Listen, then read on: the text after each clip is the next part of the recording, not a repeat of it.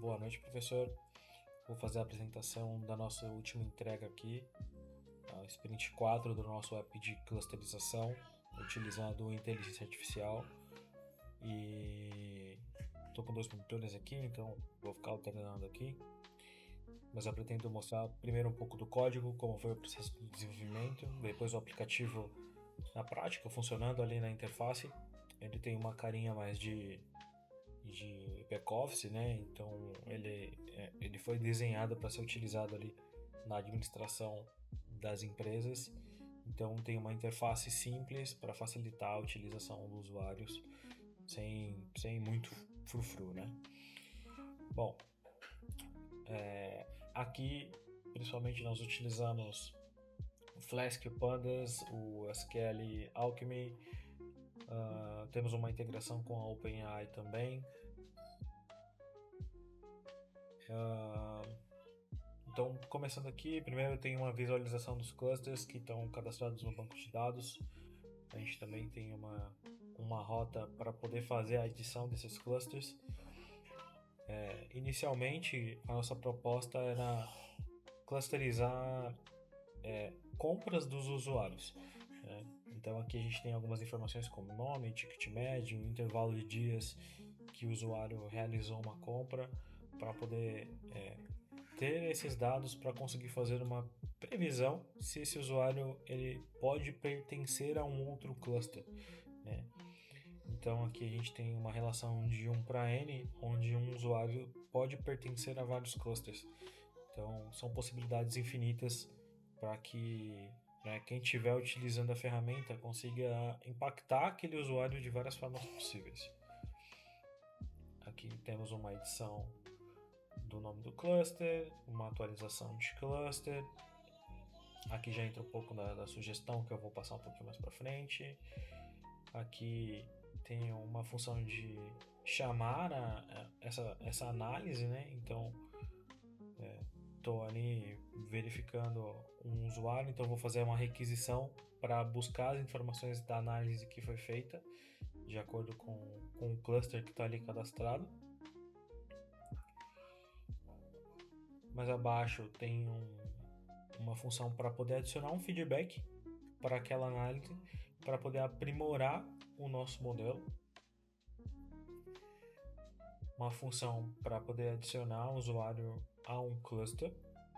Estou passando rápido aqui porque são coisas que já estavam implementadas na última entrega. Quando eu for trazer na parte da interface, eu detalho um pouco mais sobre o que foi melhorado, sobre como foi aprimorado. Bom, aqui nós temos uma função para gerar uma campanha de acordo com os dados informados daquele cluster. E aqui uma última função que vai puxar o cluster daquele usuário na tabela onde nós temos esse relacionamento.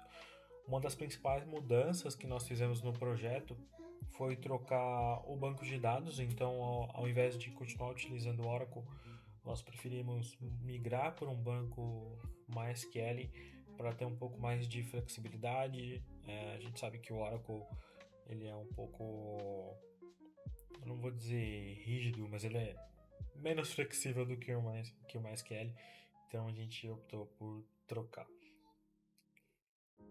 Bom, utilizando o que a gente aprendeu em aula e mais algumas coisas que a gente acabou estudando por fora, a gente utilizou um algoritmo de Random Forest Classifier para poder fazer a predição desses usuários, né, de acordo com o comportamento de compras dele. Obviamente, nós temos uma base que não é tão grande para poder treinar o nosso modelo, até porque o intuito é que ele aprenda conforme essas sugestões elas forem sendo solicitadas pelo usuário, né?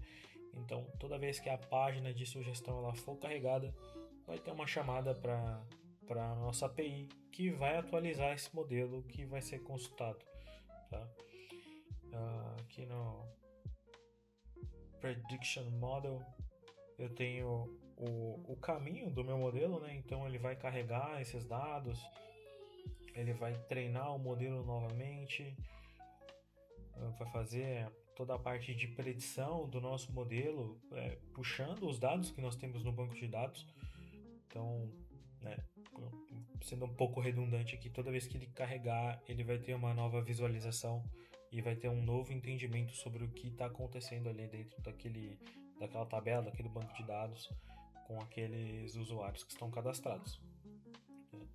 Aí aqui tem mais uma parte de obter e gerar análise. Aqui tem uma integração com o ChatGPT para poder esclarecer o porquê que aquele usuário está sendo alocado dentro daquele cluster, né? Para trazer um intuitivo mais visual para o usuário e ter um texto explicativo informando o porquê dessa escolha, né? Então ele pega ali monta o prompt com o nome do usuário ali, porque o cluster, qual que foi o intervalo de compra e monta uma breve explicaçãozinha ali para elucidar mais para o usuário o porquê dessa escolha. Então, e aqui a gente tem o return das nossas funções. Aqui a gente tem um pouco do nosso predict para sugerir quais usuários podem fazer parte de outros clusters.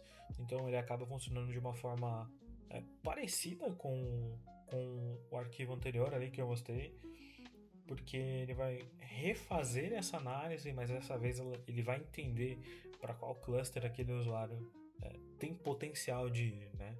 Então ele, utilizando, né, o Random Forest, ele vai comparar esses dois dados e vai falar, bom, esse usuário tem um perfil parecido com esse, então é possível que ele se dê bem nesse cluster aqui e a gente consiga ter um resultado melhor. Eu vou rodar o aplicativo aqui para a gente poder dar uma olhadinha lá na interface.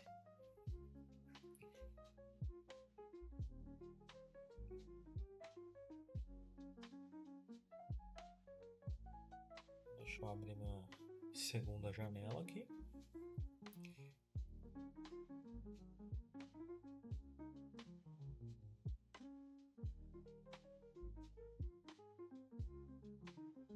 Bom, deixa eu entrar aqui.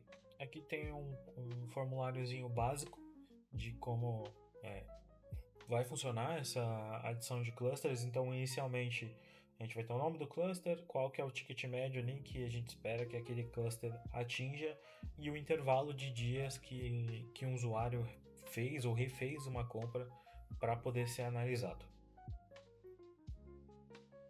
Aqui na visualização de cluster, a gente tem a listagem de tudo que foi criado ali e a gente consegue visualizar o objetivo daquele cluster. Então eu tenho clientes VIPs infrequentes aqui, que tem um ticket médio de R$60 e um intervalo de compra de até 30 dias.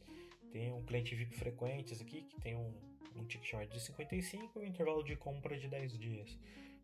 Aqui é básico, a gente pode editar o nome desse cluster, a gente pode visualizar os usuários que estão dentro daquele cluster. Então temos o vadio, o nome, a idade, a cidade, o ticket médio ali e o intervalo. Deixa eu ver se clientes frequentes aqui. Tem aqui. Só uma consideração que esse intervalo aqui ele é um intervalo de até, né? Então até 35 dias ele estaria dentro desse sugerido. Aqui na sugestão de usuários é onde funciona o nosso modelo de predict, né? Então ele vai usar os usuários que estão ou não estão em um cluster, tanto quanto a gente pode adicionar a Ana Paula em um cluster, né? Então aqui eu tenho um usuário adicionado no cluster, posso adicionar mais usuários aqui, eu vou adicionar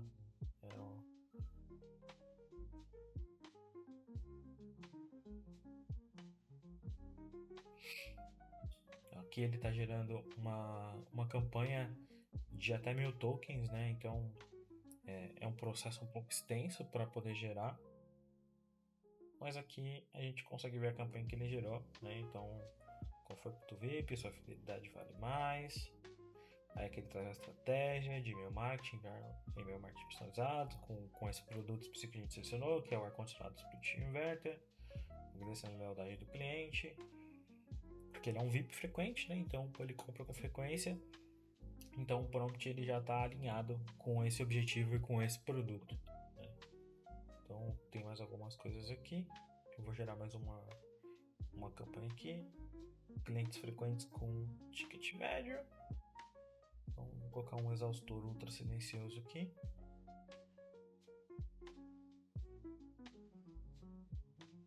Então aqui ele tem uma campanha respire em silêncio, inspire qualidade, reduz ao barulho, leva eficiência para os exaustor ultra silencioso, e trouxe mais estratégias aqui para poder fazer a venda desse produto. Então se eu quiser eu posso gerar outra campanha, eu posso só fechar aqui ou copiar, né? Enfim, acho que agora é hora de falar um pouco sobre quais foram os nossos desafios e os nossos aprendizados aqui desenvolvendo. Acho que é até o momento de falar um pouco mais para a câmera aqui.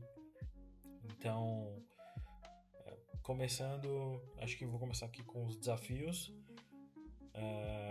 Eu acho que o primeiro foi o treinamento e as respostas que a gente teve com a questão do machine learning, né? O modelo Random Forest ele é um modelo simples, mas ele foi um pouco mais complexo quando a gente tinha que prever um comportamento para clusters específicos. Então, não foi tão fácil quanto a gente esperava. A gente teve que fazer muitos ajustes para que funcionasse corretamente. Lidar com as falhas das APIs, da nossa própria API e tratar para que a gente conseguisse ter uma exceção que não quebrasse o nosso projeto, principalmente utilizando o Flask, que foi um desafio grande para a gente também, até porque foi algo que a gente não acabou estudando tanto, a gente acabou tendo que ver outros caminhos para conseguir entregar um projeto de qualidade, que rodasse, que funcionasse. Até o momento ali da última entrega a gente não tinha entregado uma interface, então estava ali mais funcionando bem, mas funcionando no console. Então também foi um desafio para a gente. Algumas consultas complexas do SQL, principalmente usando o SQL Alchemy, que é um pouco diferente no tratamento.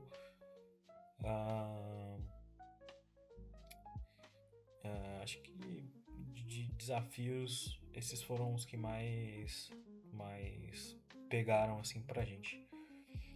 Cara, agora de aprendizado, integração com APIs externas, integrar com a API do GPT não foi muito complexo, mas foi interessante ver como a API se comportava, né? Como as respostas eram estruturadas, como a gente podia tratar as respostas, até para que o texto tivesse construído de uma forma coesa. No começo ele cuspia muita coisa redundante,